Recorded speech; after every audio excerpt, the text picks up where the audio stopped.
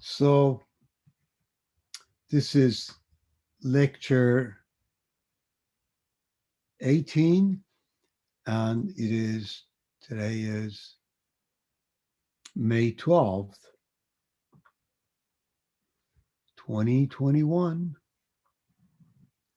So let's see where we are. Last time we introduced the concept of general loading function. So general forcing function. And we showed that if you have a system, damped system, under the action of a general load f of t that can be of any form,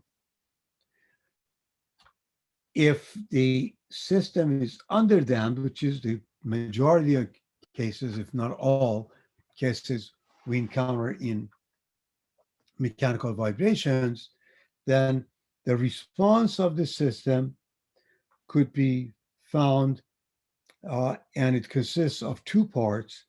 One, which is the initial condition dependent or the transient part, this, okay, zeta omega n over omega d sine omega d t, okay, plus cosine omega d t times the initial displacement plus sine omega d t over omega d times the initial velocity. So this is with what we call a transient or the initial condition dependent part plus the steady state or the stationary part, which is 1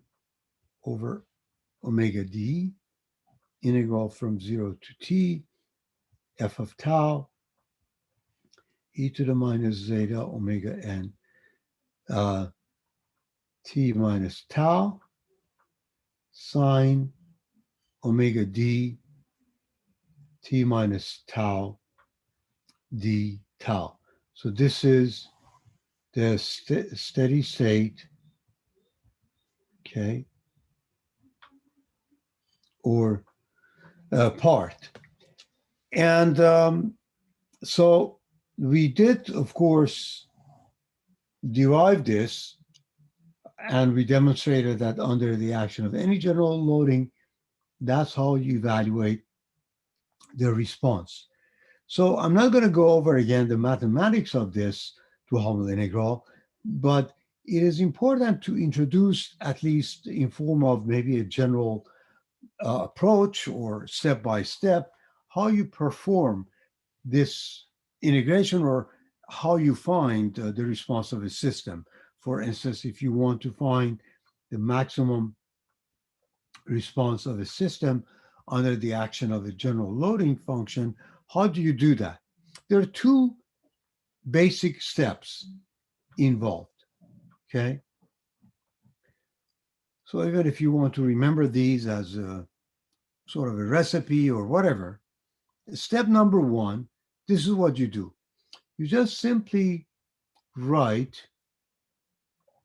the function or the equation for the forcing, for the applied forcing or load, but you write that in terms of, I would call that a dummy variable, tau. So we went through the mathematics of this and what is the meaning of, tau, and this is that you found you demonstrated that at any time tau, if you have an impulse loading, that results in an initial condition or the change in the momentum, and we use all those derivations to derive this integral. So if you want to forget about all that mathematics, and for all practical purposes, just solve the problem. This is the first step. So you're either given a function for the applied force, or you're given the graph and you have to set up the function yourself. In either case, you set it up as a function of tau, okay? Because in this integral, it is important to emphasize the integration that you're doing is with respect to this dummy variable. So in this integral, t is basically treated as a number, as a constant value, as a quantity, right? Integration is with respect to this variable. So as you can imagine, okay, the second step would be you set up Duhamel integral, which is this Duhamel integral, okay, given by this equation, okay, and solve for u of t. If you have also an initial condition dependent part, you evaluate this. That doesn't require any integration. It's only depending on the initial conditions. But this is the critical part, that you set it up as a function of tau. Okay. You can see, obviously, without getting into the details of it, this is a nasty integral. You have three functions, all functions of tau. So in order to perform this integration, you, depending, of course, the function you have, you end up with using integration by parts. And you need to do that a couple of times because you have three sets of functions. So it's not an easy integration to do. So for that reason, actually, in the general case of forcing function, we do not do it this way. We use numerical integration, either directly or numerical integration of Duhamel integral. I will discuss that later. But for all practical purposes, and in order to show the application of this, we start with this special case first, when damping is zero, because even for that simple case, you have some integrations to do. So we will start with this, and we will assume that the system has started from equilibrium, no zero initial conditions. So omega d, first of all, is omega n, because there's no damping, and there's no transient part. So the problem comes down to only evaluating the steady state solution, which is this, performing this integration, sine omega n t minus tau d tau, which is a special case of this integral when zeta goes to zero. Obviously, this term would be 1, e to the power of 0 is 1. So you end up, and omega is becoming omega d, right, is what? Is 1 minus zeta squared omega n. So when zeta is 0, omega d and omega n are the same. So this is what we are going to be dealing with. Any questions? Yeah, All right. is that with the sine omega n, is that t minus Mhm. tau inside the sine or is it outside? Correct. Yes. T minus tau, okay, d tau. Yeah, but is that inside the sine function? Correct. Yes. T minus tau is the inside the sine function. Yes, correct. So in other words, sine of t minus tau Times omega n. times omega n. Right. Exactly. Right. Yes. So we're going to demonstrate, or through a few examples, how you solve this for this problem. Okay. So I'm going to start by a very simple yet important example that you have actually come across that in your machine design. Okay. And that is the case of an impact load. So the forcing function that we were talking about can be a variety of force, can be an impact load, blast load, explosive load, you name it, wind load. I mean, a wide range of types of forces that you may have. But we will start with a simple case. What is an impact load? An impact load is when you have a system subjected to a suddenly applied load, a load that basically you drop that, right? You drop it on, let's say you have a beam, okay? Let's say this is a beam. Imagine you have a weight of, let's say, F naught, and I intentionally use that terminology because you're used to that by now. So you drop it here, so, and you want to find the displacement that this beam would experience, theta max. This is different from just slowly putting this load at the tip of this beam.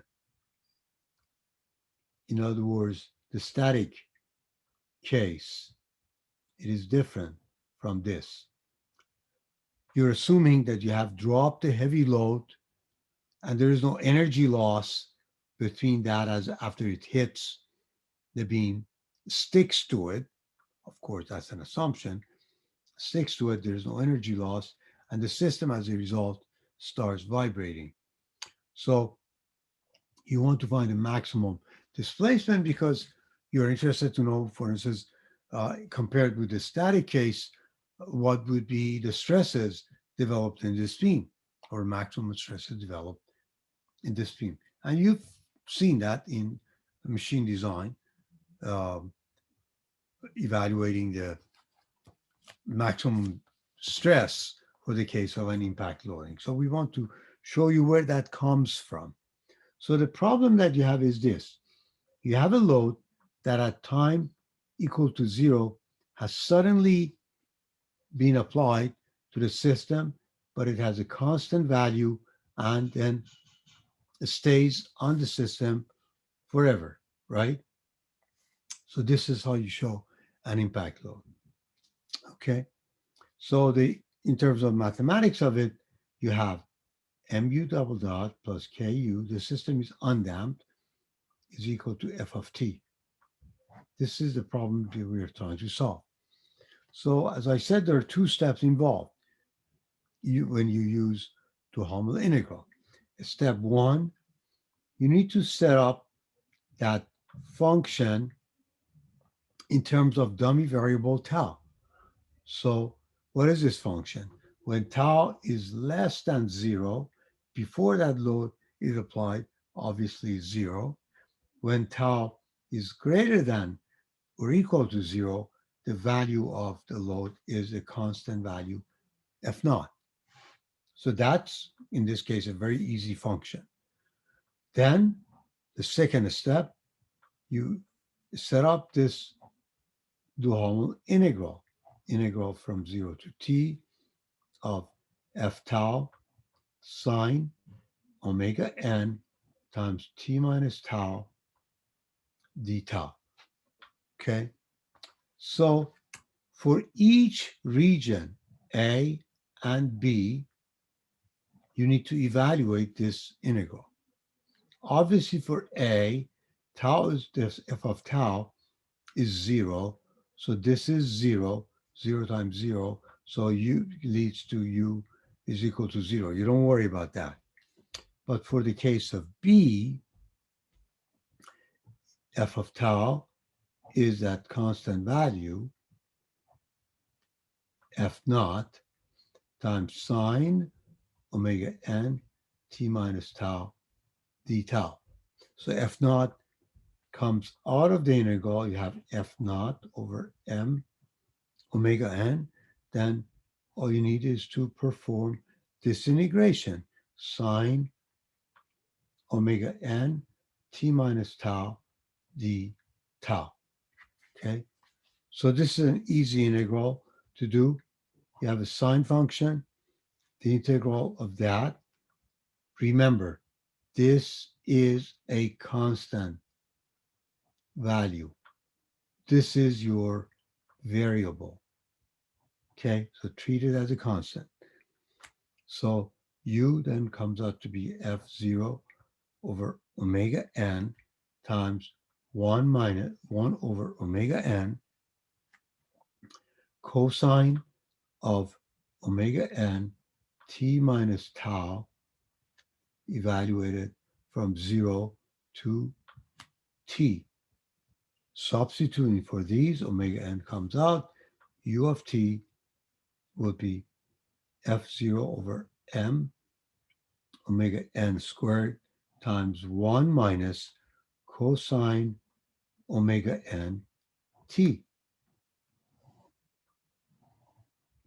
Given that omega n squared is k over m, m and m cancel out, so another form of this would be f naught over k times 1 minus cosine omega n t.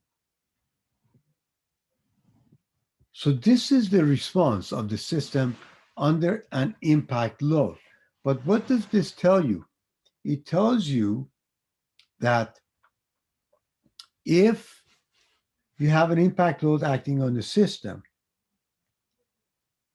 the load that causes, the corresponding static displacement, which is F0 over K, is magnified by this function. But how do you find the maximum value then? The maximum of this function would be when this is maximum. In order to find the maximum value of this in general case, what do? You will, if this is, let's say this function is in general the function g of t, you need to find the derivative, take the derivative, equate that to 0. That will give you the time at which the maximum value occurs. You substitute that in g of t, and that will give you maximum value of g, right? In this case, you don't have to go through all that sort of general approach for finding the maximum, because you can easily see when this quantity would be maximum. When this is maximum, that's where the u would be maximum. But what is the maximum value of this quantity? Cosine omega nt, okay, is minimum value is -1, is maximum value is 1. So it's basically the extreme values for cosine and omega t are these two. If you consider this, this would be 2. Anything in between, okay, would be less than 1. So for this value for omega and t, what do we get? We get u max would be 2 times f naught over k. Okay, that's where that fudge factor in Shigley comes from. You remember in Shigley that you were told if you have an impact load, consider a dynamic load factor of 2. This is that dynamic load factor of 2 for the design or for the stress analysis. That's where it comes from. Okay? Any questions? No? Okay, so let's do another problem. I recall that I I've always given some funny problems uh, for these types of loading, impact loading, which is really fun to do a simple analysis of simple mechanical system to see how the stresses or strains or displacement change compared to the same load um, acting statically to the system. A good famous example of mine is the example of that fat, heavy bird that is wandering around and decides to suddenly drop its weight on the branch of this tree. So the bird sits here, okay? And then let's say the weight of this or the mass of this bird is 1 kilogram. So I give you all the geometric and material properties for this branch, modulus of elasticity, cross-sectional area, and uh, you know everything. And I ask you to find out whether this branch is going to break at this point or not. So you need to find the maximum stress at this point and compare that maximum stress with the maximum allowable stress of wood or whatever this material is made of. So a very simple problem. You don't have to do anything, assuming that this is a cantilever beam, all these assumptions. So you find a theta max, which is 3 EI over L cubed, right? That's it. You multiply that simply by 2, okay? And so, in other words, your maximum displacement would be what? F0 over K, where K is 3I over L cubed. So F naught is the weight of that bird, which is 1K times G divided by this K. That'll give you maximum value. You multiply that by 2, right? And in order to find the moment here, okay, you have a couple of choices. Either you look at the shear in this beam, which is K times that maximum displacement, because that beam is a simple spring. So you have the constant shear, you have the length of this branch.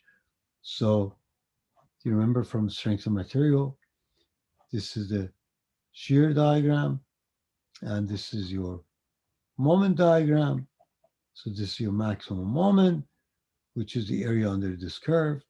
And then you find a moment, and sigma is my over I, where I is the distance from the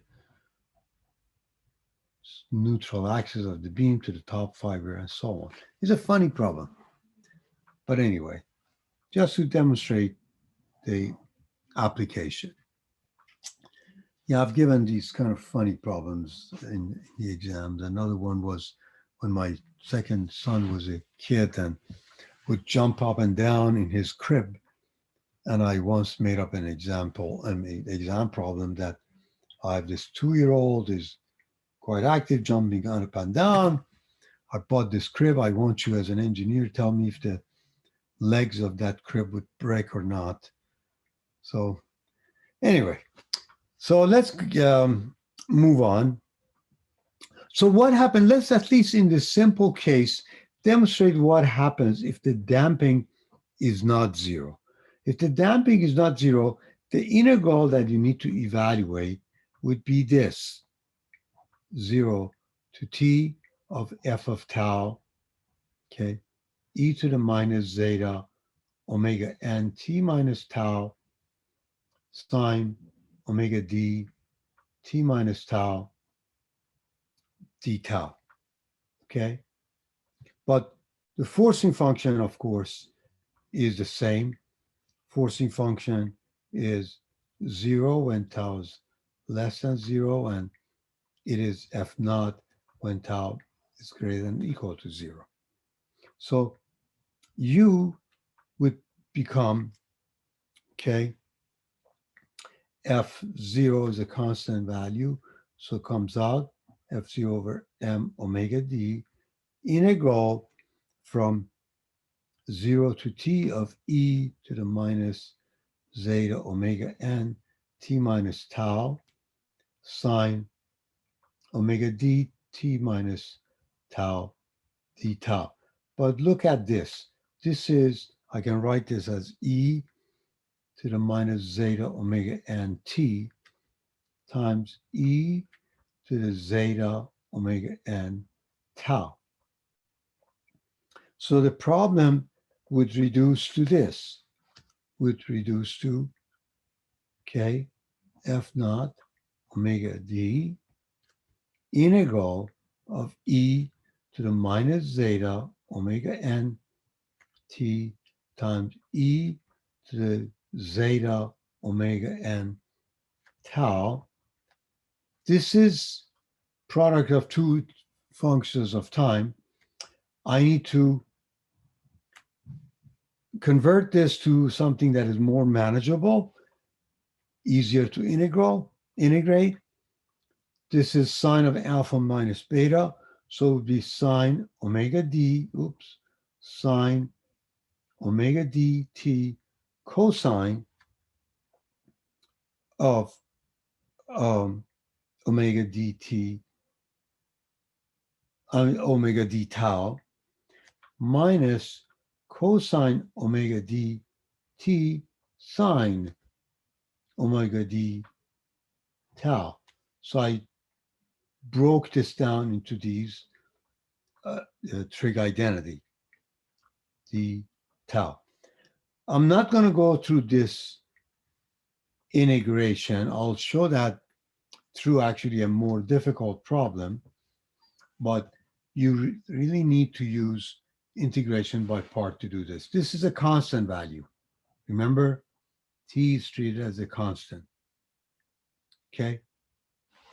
So if you use tables of integral or perform the integration, which is going to be like 1 page long, you end up with u of t to be f naught over k times 1 minus e to the minus zeta omega n t times cosine omega d t plus zeta over 1 minus zeta squared sine omega d t.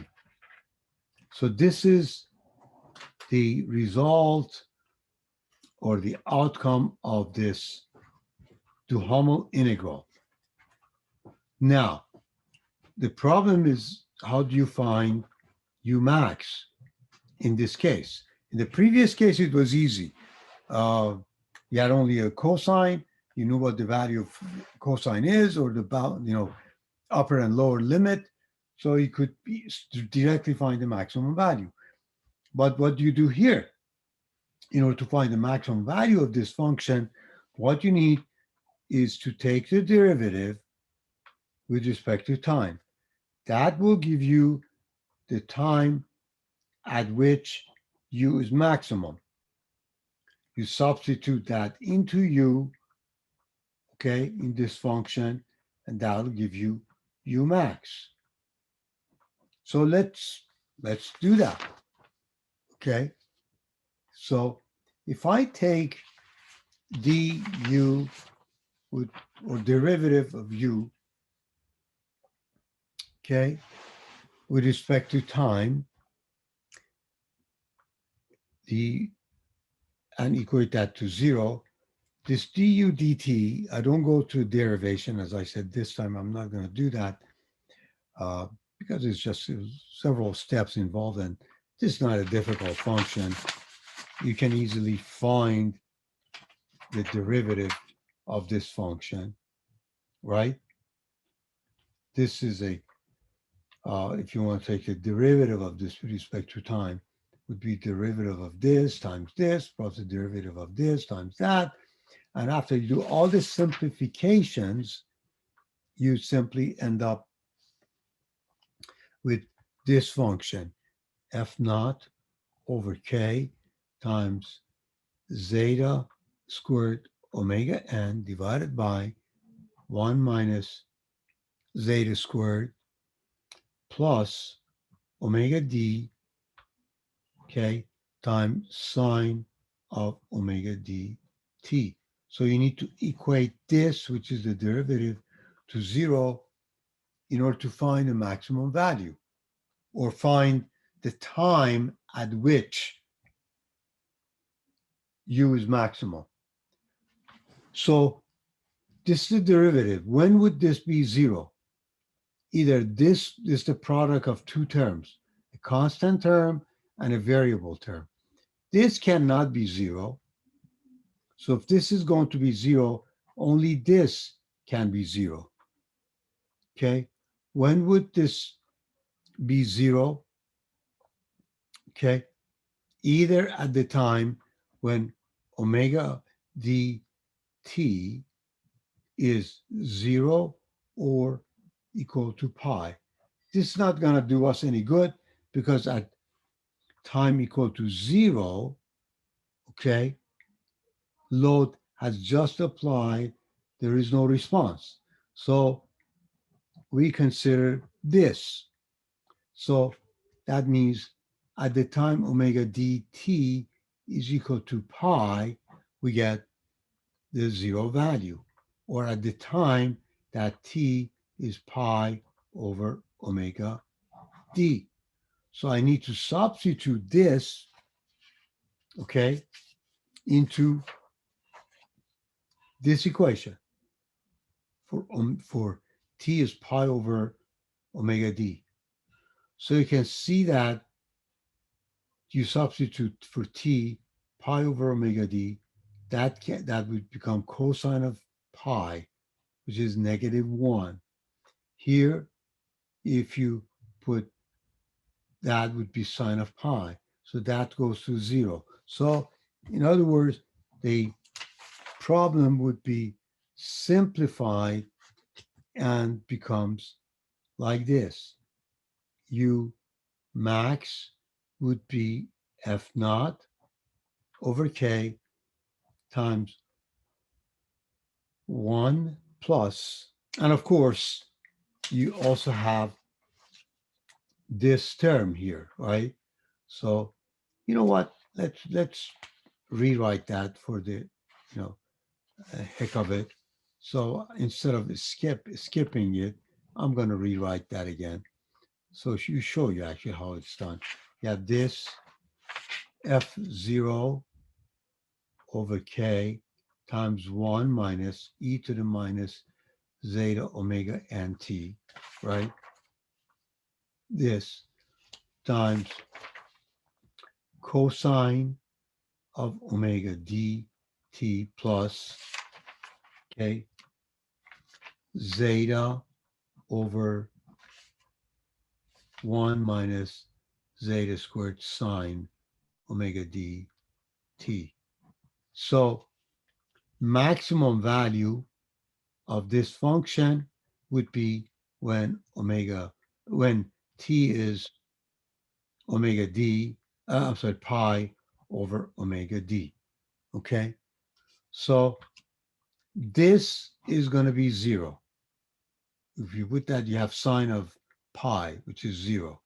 So it's only this at would be -1. Okay, and then you have omega n here, omega nt actually, omega nt would be what?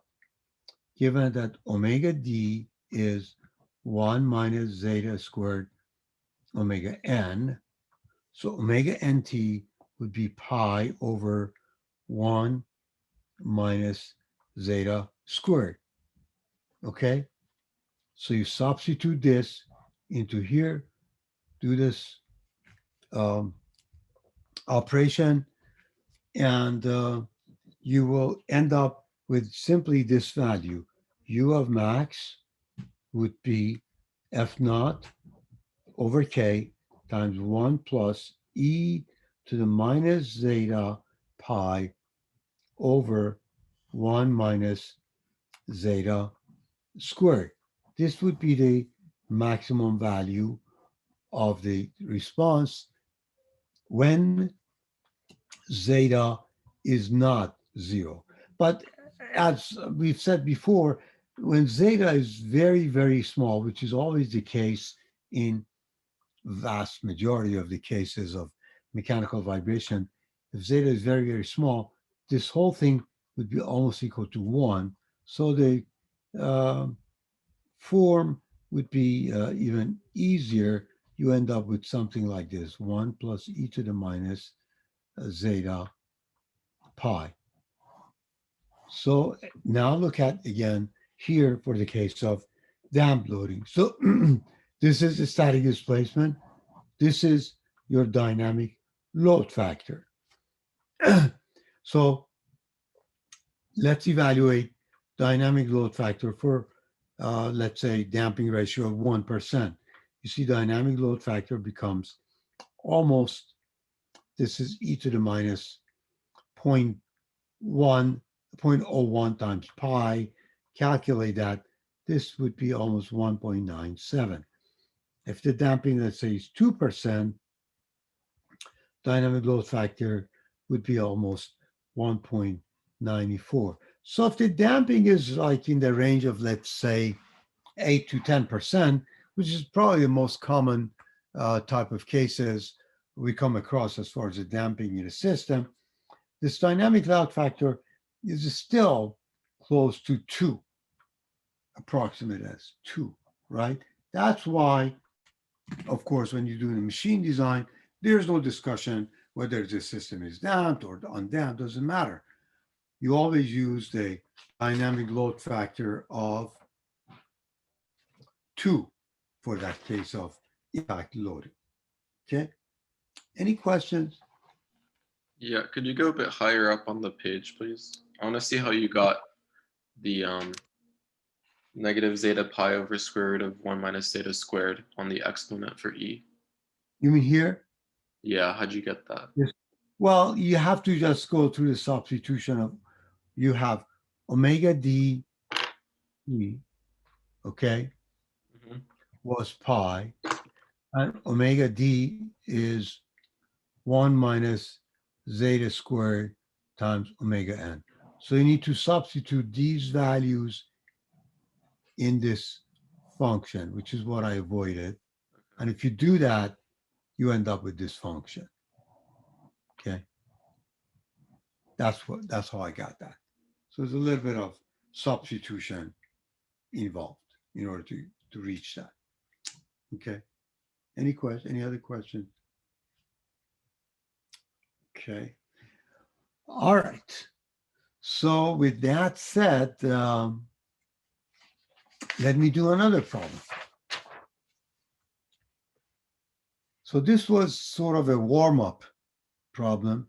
I'm going to do quite a few problems in Duhamel integral, so you become really good at it. Okay. Let's look at a different loading. You have a load like this, a triangular loading or a ramp loading is a load with a short duration of TD. So you apply a load that is linearly reduces, goes to zero, and the duration of the applied load is a very small value, let's say 1 second or a fraction of a second.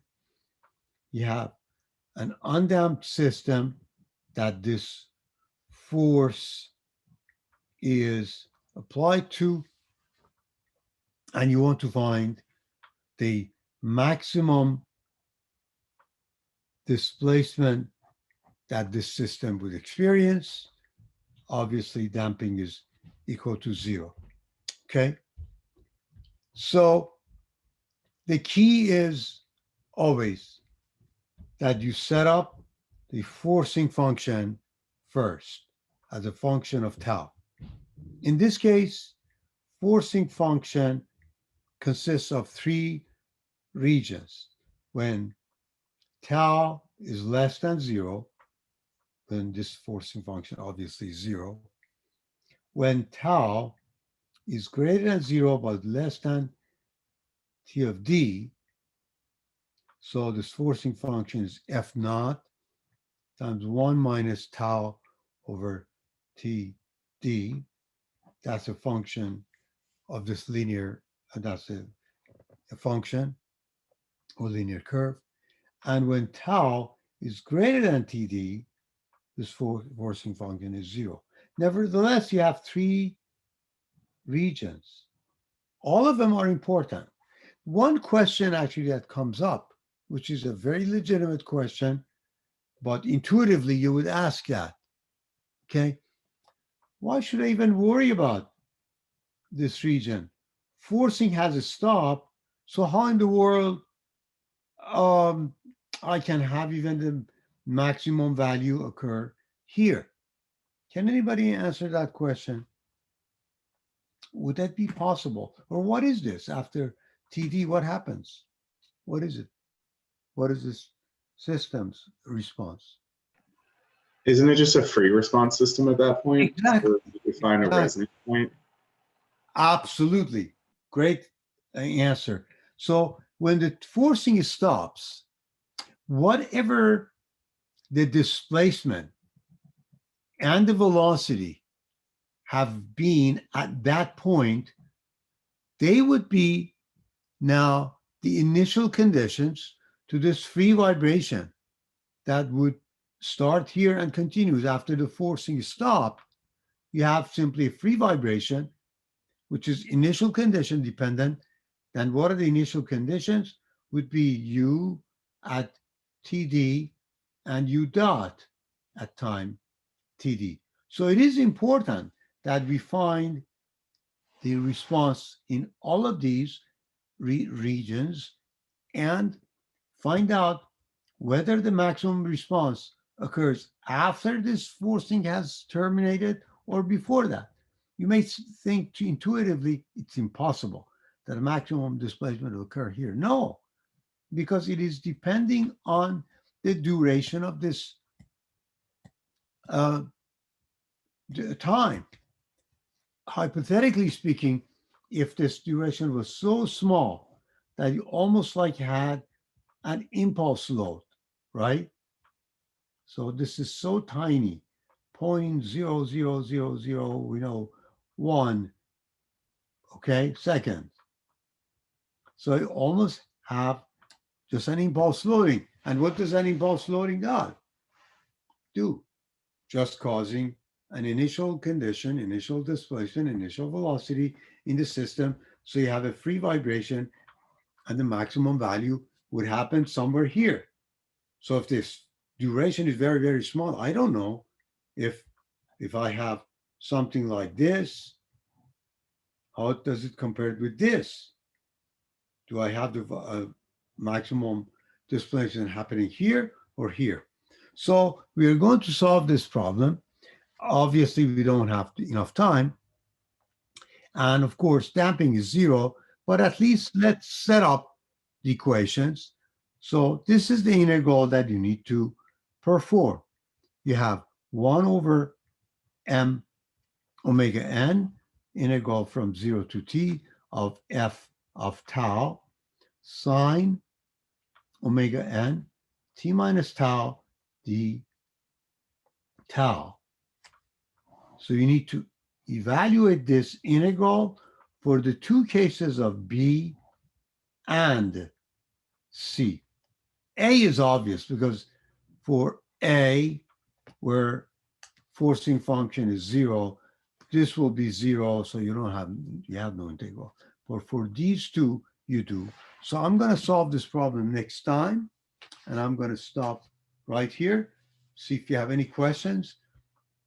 If not, I'll see you in my office hours, or I'll see you on Friday. Any questions?